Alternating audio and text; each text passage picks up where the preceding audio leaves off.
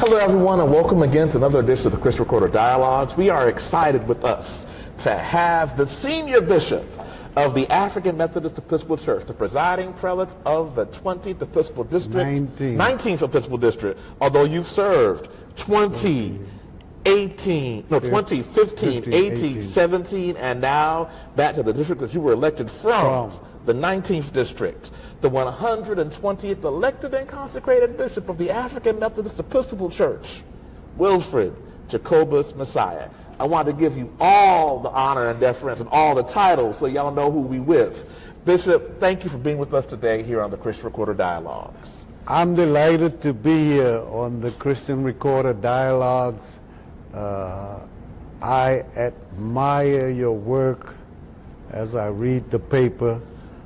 The oldest paper controlled and presented by black people, and I'm just honored to have this privilege to be on Christian Dialogues. Yes, sir. And we're excited to be with you and have you for us here.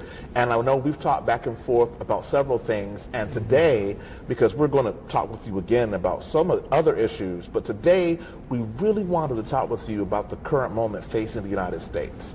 And as the senior bishop, and I remember, I think it was Bishop Richardson said that a bishop said, only God can make a senior bishop. And so you are the senior.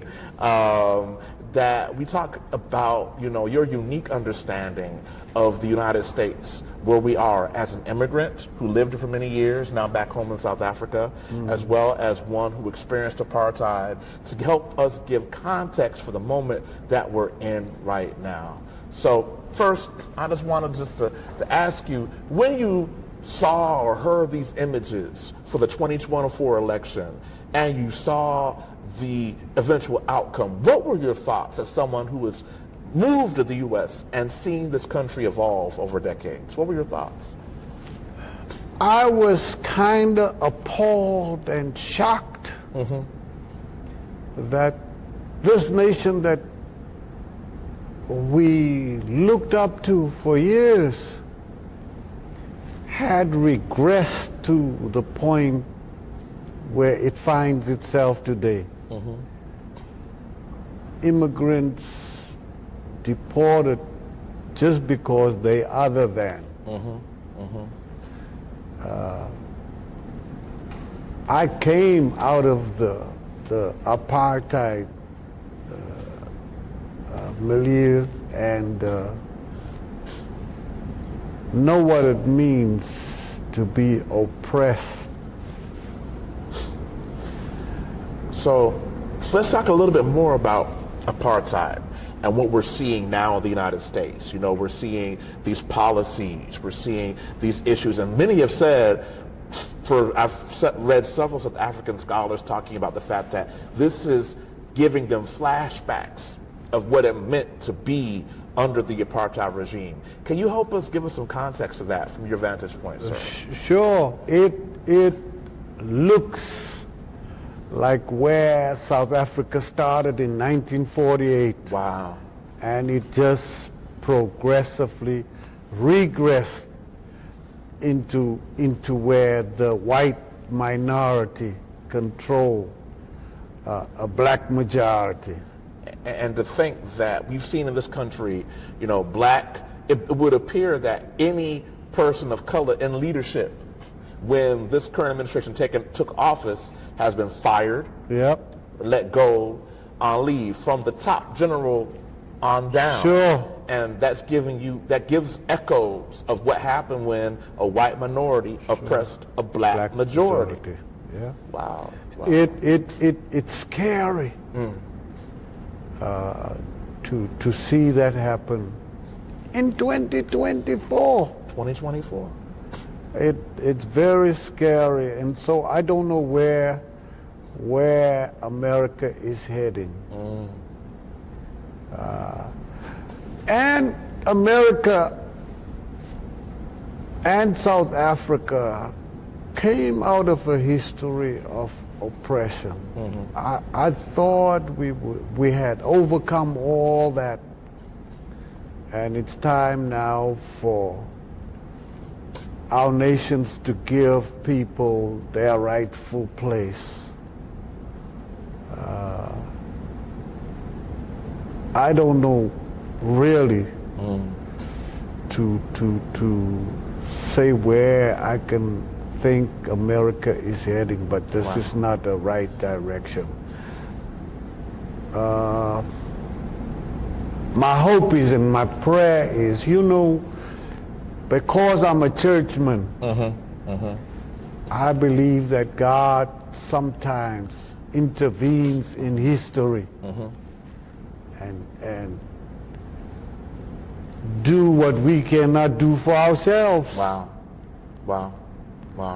And so my prayer and my hope is daily that God will take charge in our history and correct the wrongs, make the rough places plain and the crooked way straight, as Isaiah says. That's right. It's interesting, we're talking about God, and to hear evangelical white Christian nationalists talk about, God and what God looks like to them, and remembering that Afrikaners had the Kirk in South Africa. And so these were people who thought about God, but God in a totally different way that we see. I mean, how like in South Africa, what did reconciliation look like between these two very different ideas of religion when apartheid ended? What was the reconciliation between Volkskirk and other denominations like the MCSA or black majority denominations? How did people come to learn to worship together and be together? Even in our faith, before two people can walk together, there must be reconciliation. And reconciliation can only take place if you are willing to tell the truth. You remember the Truth and Reconciliation Commission? Yes. That gave us a way. If you were willing to tell the truth, we are willing to forgive you. And that's how we came together, that now we can worship together, we can live together in the same neighborhood, we eat together in the same restaurant, which in my day we couldn't do. There were some places you couldn't go. I remember when I went to Wimpy's in Cape Town, they told me, you would not have been allowed in here. That's right. Just a thing, wow. It was like that when I grew up. Certain places you just could not go. And it was so, after a while, when you grow up in that system, after a while it becomes natural to you. Wow. Even as unnatural as it was. And so the danger we're seeing right now is if this current environment becomes natural. It can't become natural, because Kamala Harris said we're not going back, but we're seeing in just the last 6 months us looking like the country is spiraling backwards, albeit being pushed, albeit people saying no, but it's clear the direction that some would want us to go. And in 6 months, we regressed 20 years. At least. Very dangerous. At least. And my hope is that God would intervene before we get too far back. Amen. Amen. And that we would correct the wrongs of the past. Amen. And one of the things that I think the church can take leadership in, and it has in many ways. The mere fact that a South African born is now the senior bishop of the African Methodist Episcopal Church is to say to the world, here is a purebred African in a church that was founded in America, though by African slaves, but in America, is now the senior bishop of this church.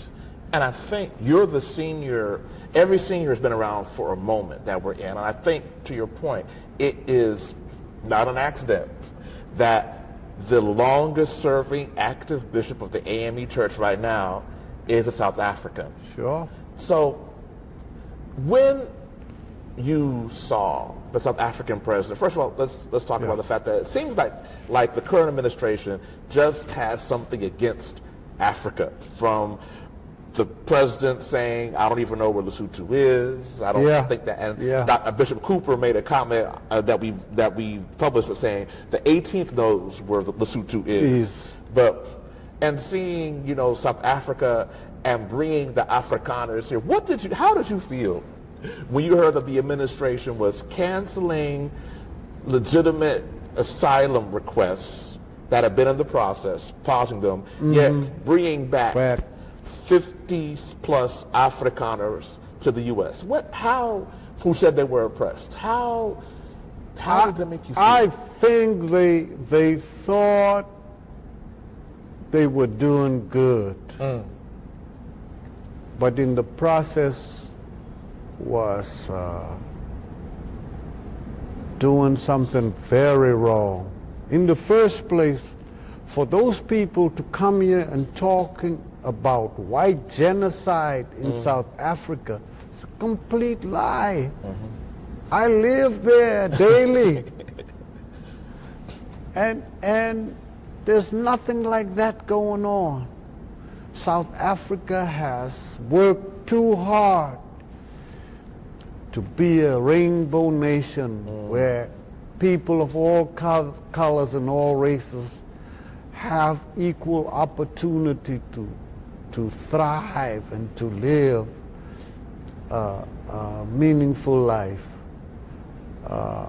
I think it was necessary for the president and his delegation to come here and to dispel that myth of white genocide.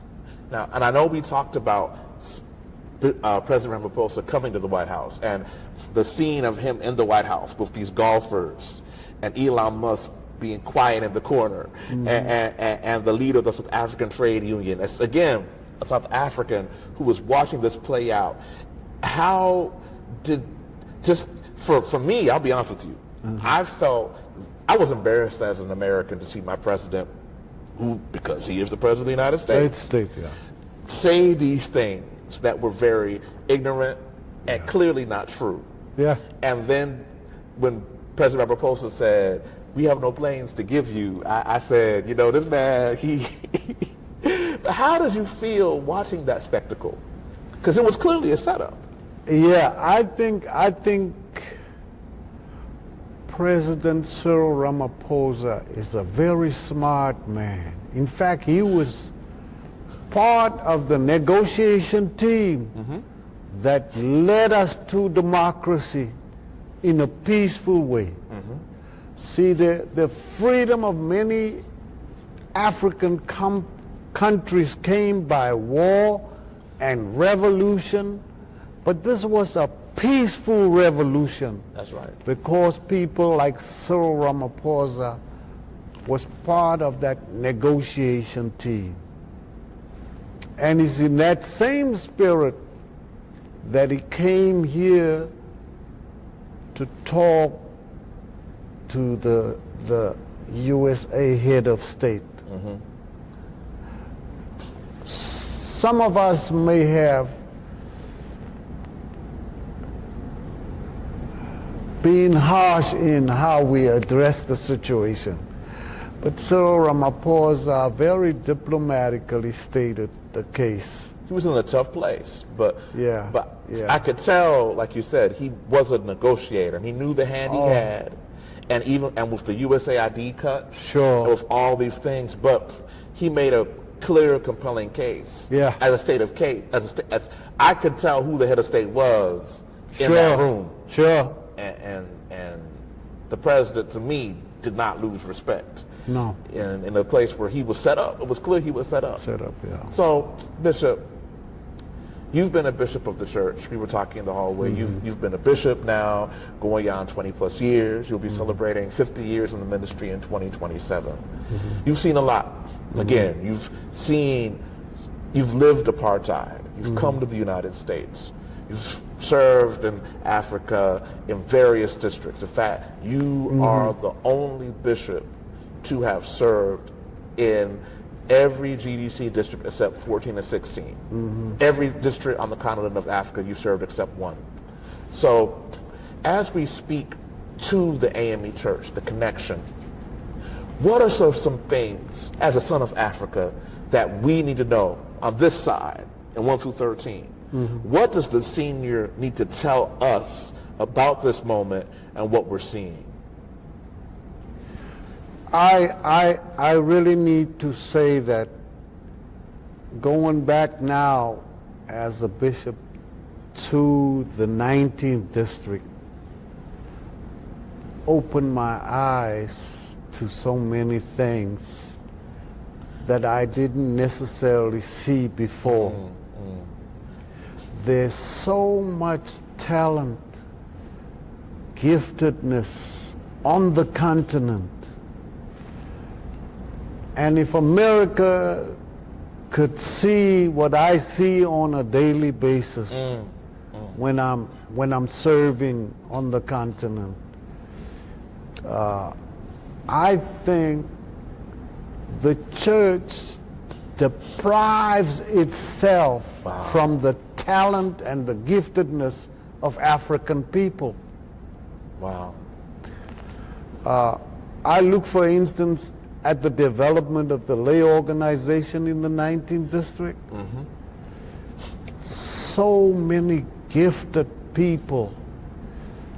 And now we have a president from the 19th district who is the connectional president. So for years we have gone through everybody that serve in leadership positions were from the United States.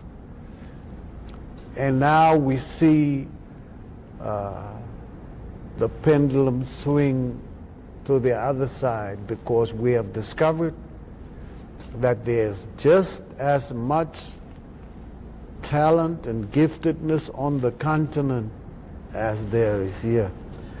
Just as much commitment and faithfulness and passion for the work of the church there as there is here.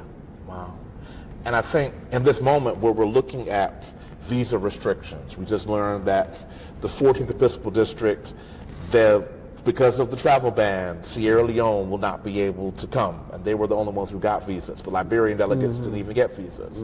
And we sometimes think, oh, these bans, whatever, well, not whatever, but the people, but these are real people, talented people. People who have skills that we need who won't be here because of where they're from. And I think what you just said, sometimes we talk about 1 through 13, 14 through 20, not realizing the talent that is there.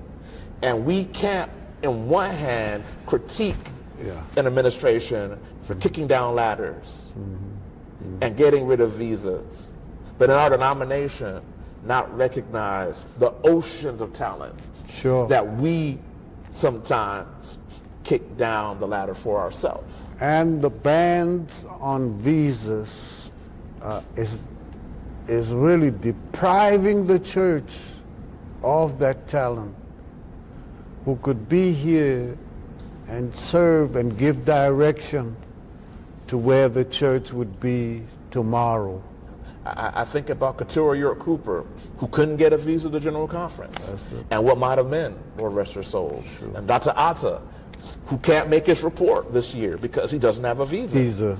And just the people who we won't see. And while we are thankful to have some things, we can't let this administration's policies keep us from the talent that we know exists. And I'm saying, I'm open, I'm here. If the church need for us to talk to this administration, the president of the Council of Bishops was my classmate in Wilberforce. And we need to address these kind of issues with the present U.S. administration.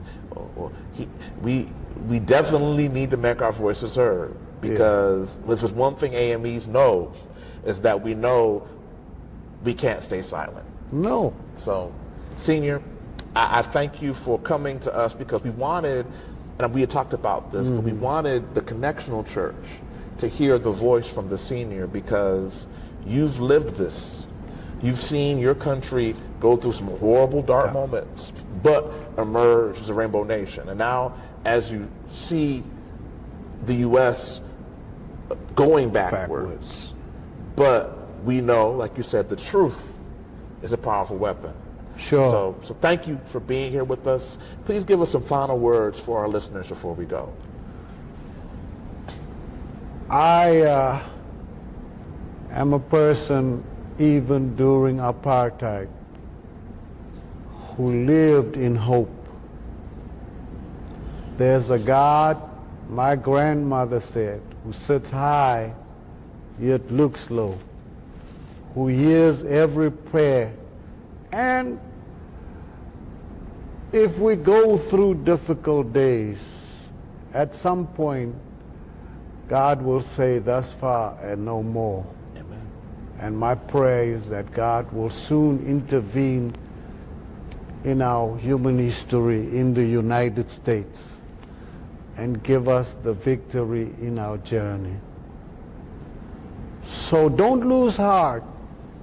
Don't fret. God is still in control. Amen. Even when it seems everything is out of control. Amen. God bless you. Keep the faith.